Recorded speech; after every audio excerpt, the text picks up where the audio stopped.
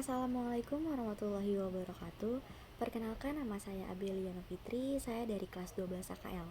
Di sini saya ingin menjelaskan, menceritakan, memberitahu penyebab dan solusi dari bullying. Bullying itu apa sih? Menurut saya, bullying adalah suatu tindakan, penindasan atau kekerasan yang dilakukan secara sengaja oleh satu orang atau suatu kelompok kepada orang lain. Biasanya orang yang melakukan bullying ini adalah orang yang merasa dia adalah orang yang berkuasa. Ada banyak macam-macam bullying. Ada bullying secara fisik, bullying secara verbal, bullying secara cyber, dan bullying secara sosial. Bullying secara fisik itu dilakukan dengan tindakan memukul, mendorong, menjambak, atau hal lain. Dan bullying secara verbal dilakukan dengan cara menghina, mengancam, dan menyindir hal-hal negatif. Kemudian bullying secara sosial itu adalah menjatuhkan orang lain kepada orang lain, mengajak membenci orang lain, dan mengucilkan orang lain. Dan yang terakhir adalah bullying secara cyber. Bullying secara cyber itu dilakukan dengan cara lewat sosial media. Dengan kalian menyebarkan hate komen atau ujaran kebencian lewat sosial media, itu adalah termasuk cyberbullying. Sudah banyak sekali terjadi bullying di Indonesia ini, apalagi berita trending sekarang itu kebanyakan tentang bullying. Kasus-kasusnya itu, yang pertama ada siswa SD di Gresik yang matanya dicolok oleh kakak kelasnya, dan saya akan membahas kasus yang pertama ini nanti. Yang kedua, ada kasus pembulian di Cilacap. Yang ketiga, ada siswa SD di Jakarta Selatan bunuh diri lompat dari lantai 4. Dan yang terakhir, yang terkenal itu adalah kasus bullying Mario Dendi. Dan saya akan membahas kasus siswa SD di Gresik yang matanya dicolok oleh kakak kelasnya.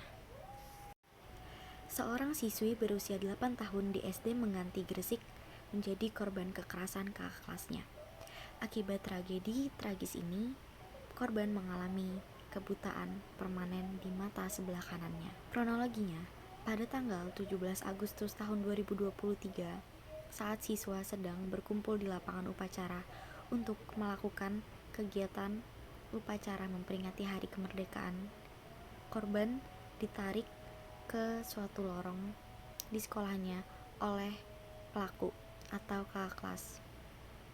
Kemudian korban dimintai atau dipalak uang jajan sama kakak kelasnya, tetapi korban menolak.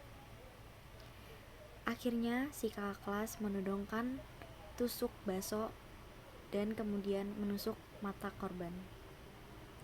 Sesampainya di rumah, korban mengeluh kepada sang ayah.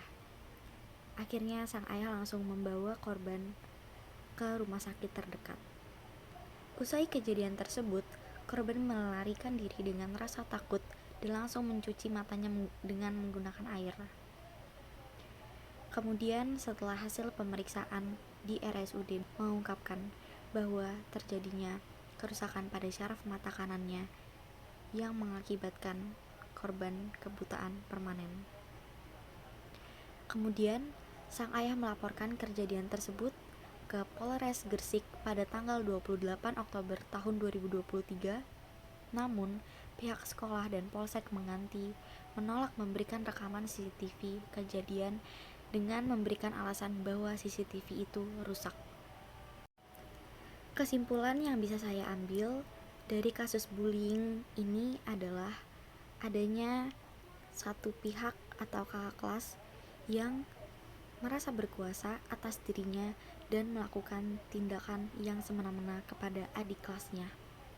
Contohnya dengan kakak kelas ini memalak adik kelas. Kemudian solusi dari saya, pihak sekolah harus lebih mengawasi lingkungan sekolah dan harus menindaklanjuti tegas kejadian ini. Karena jikalau pihak sekolah tidak menindaklanjuti tegas tragedi ini, bisa jadi tragedi ini akan terulang kembali ke masa yang akan datang. Itu adalah salah satu contoh kasus bullying di Indonesia yang saya sampaikan. Ada lagi, saya membaca berita dari Instagram atau sosial media Creativox bahwasanya 40% anak-anak di Indonesia meninggal bunuh diri karena tidak kuat terhadap bullying. Sebesar 38,41% anak-anak di Indonesia mengaku pernah menjadi pelaku tindakan bully di sosial media. Lalu 45,35% mengaku pernah menjadi korban. Menurut Federasi Serikat Guru Indonesia, jumlah korban bullying di sekolah selama Januari sampai Juli tahun 2023 sebanyak 43 orang yang terdiri dari 41 siswa 95,4% dan 2 guru 4,6%. Adapun pelaku perundungan didominasi oleh siswa sebanyak 87 orang atau 92,5%, sisanya oleh pendidik sebanyak 5 pendidik atau 5,3%. 1 orang tua siswa 1,1% dan 1 kepala madrasah atau 1,1%. Dan daerah tempat terjadi bullying antara lain adalah Provinsi Jawa Timur, Jawa Barat, Jawa Tengah, Bengkulu, Kalimantan Selatan, Kalimantan Timur, Kalimantan Tengah, dan Maluku Utara. Dikutip dari Very Well Mind, dampak bullying bikin kesehatan mental terganggu, korban merasa kesepian dan terisolasi. Kemudian korban juga merasa tidak nyaman dengan lingkungannya. Yuk kita sadar diri biar kita juga gak jadi tukang bully, dan semoga kita juga dijauhkan dari lingkungan bullying. Sekian dari saya. Terima kasih. Wassalamualaikum warahmatullahi wabarakatuh.